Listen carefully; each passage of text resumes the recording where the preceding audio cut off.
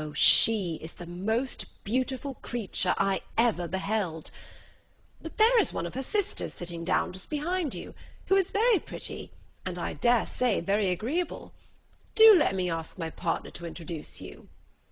"Which do you mean?" And turning round, he looked for a moment at Elizabeth, till, catching her eye, he withdrew his own and coldly said, "She is tolerable, but not handsome enough to tempt me. I am in no humour at present to give consequence to young ladies who are slighted by other men. You had better return to your partner, and enjoy her smiles, for you are wasting your time with me."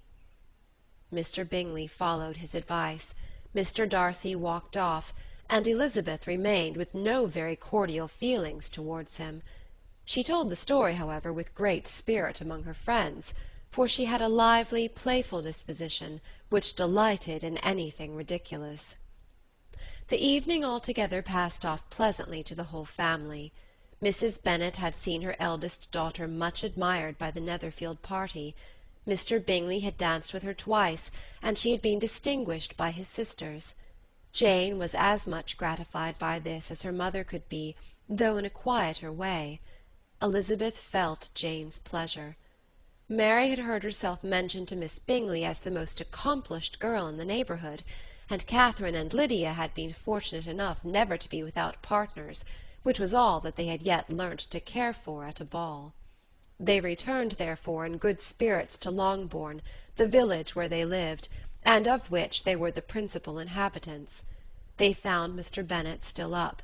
With a book he was regardless of time, and on the present occasion he had a good deal of curiosity as to the events of an evening which had raised such splendid expectations.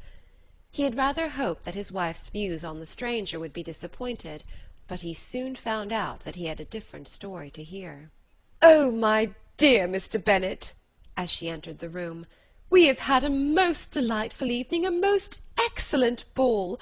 I wish you had been there. Jane was so admired, nothing could be like it. Everybody said how well she looked, and Mr. Bingley thought her quite beautiful, and danced with her twice.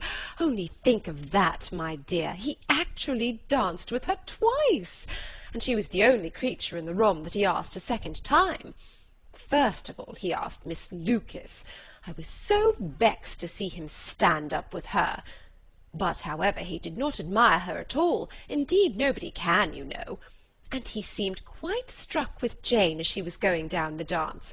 So he inquired who she was, and got introduced, and asked her for the next two. Then the 2/3 he danced with Miss King, and the 2/4 with Maria Lucas, and the 2/5 with Jane again, and the 2/6 with Lizzie, and the Boulanger. If he had any compassion for me, cried her husband impatiently, he would not have danced half so much. For God's sake, say no more of his partners. Oh, that he had sprained his ankle in the first dance. Oh, my dear, I am quite delighted with him. He is so excessively handsome, and his sisters are charming women. I never in my life saw anything more elegant than their dresses.